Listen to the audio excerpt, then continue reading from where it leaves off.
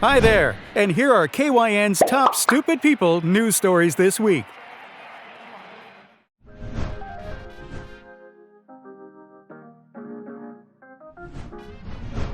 A father in Australia has been banned from seeing his own children due to his fetish for wearing diapers.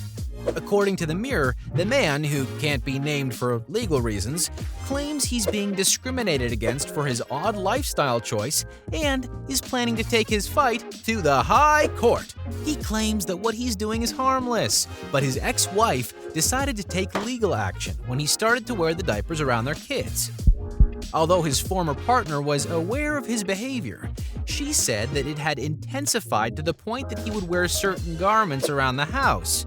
And now, with the kids getting older, she became worried that their dad's behavior could negatively impact them. After ending their relationship, the couple had agreed that if he would keep his odd fetish away from the children, they would share parenting duties. However, the mother told the court that on one occasion when the dad had collected the kids from her house, he had a diaper partially exposed, which is when she decided to take legal action. The man claimed he was being discriminated against because of his association with the adult baby diaper lover community. He even considers himself a mistreated minority.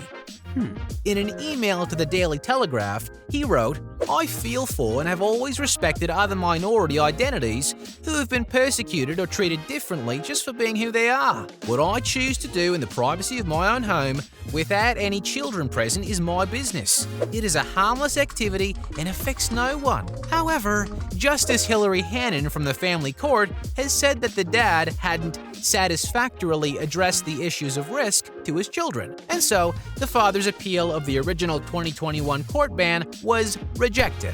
At least the kids won't have to change their dad's diapers, I guess.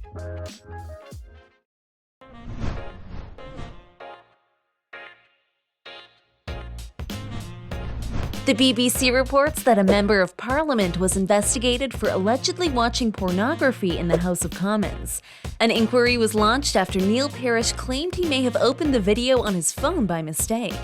Two female colleagues complained after claiming to have seen him looking at adult content while sitting near them in the Commons chamber. One of them said she had tried but had been unable to capture video proof of him doing so. The 65-year-old Parish refused to resign as an MP or as head of the Environment Select Committee until the inquiry concluded, but he was suspended from the Conservative Parliamentary Party pending the outcome of the investigation. Asked at the time if it was a mistake, he said, "I will await the findings of the inquiry." Pressed further on whether he had opened something on his phone in error, Mr. Parish said, "I did, but let the inquiry look at that." But less than 24 hours after he had declared that he would not leave his seat unless he was found guilty, Parish did resign and admitted that he had viewed the racy videos in the chamber deliberately. The former farmer said that he first came across the obscure online erotica by chance while looking at tractors on his mobile phone, then strayed to a website with a very similar name, the Sunday Times of London reported. He claimed he had a moment of madness, he said, when he looked up X-rated content during an idle moment while waiting for a vote in the House.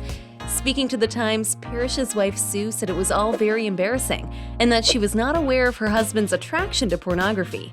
"He's quite a normal guy, really. He's a lovely person. It's just so stupid," she said. Responded Mr. Parish to his wife, "I'm sorry you've married a idiot."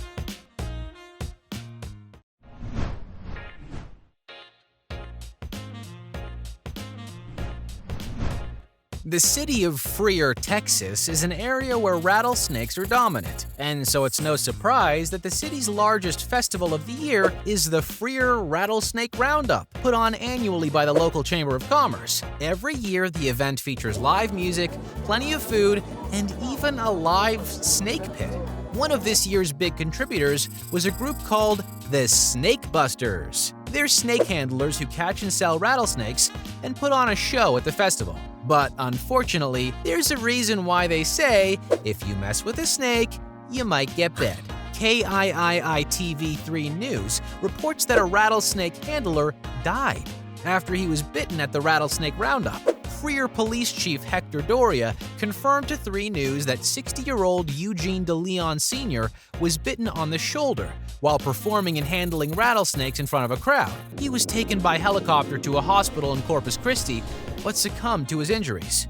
The Natural History Museum claims that rattlesnakes can cause horrible bleeding, and their venom can lead to necrosis, the death of body tissue. DeLeon had over 20 years of experience handling snakes. His family wrote on Facebook that he had a passion for snake handling and that he was doing what he loved doing. They added, after many years of handling those things, today was not your day with them.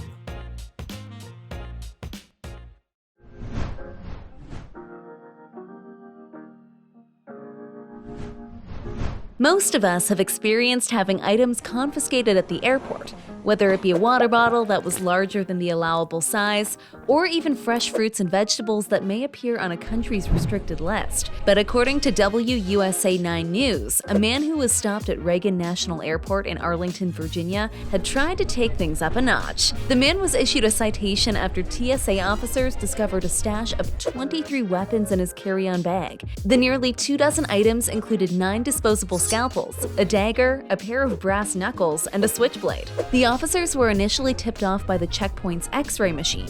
Afterward, they searched the bag and ultimately confiscated the items. The TSA issued a press release that said TSA would have had no issue had all 23 of these items been packed in a checked bag, but passengers certainly cannot carry these types of weapons into the cabin of an aircraft. Added John Bush, TSA's federal security director for the airport, travelers play a role in the efficiency of checkpoint screening by knowing what should and should not be packed in a carry-on bag. If you're planning to travel in the United States and you're not entirely sure what you're allowed to carry onto a plane, go to the TSA website, www.tsa.gov, and click in the upper right-hand corner of the homepage to use the Can I Bring feature. That way, you can rest easy knowing that your brass knuckles and switchblades will not get confiscated. If you want to see all our videos about real news stories that are funny, stupid, or weird, click the subscribe button below. I mean, hey, my cat's gotta eat.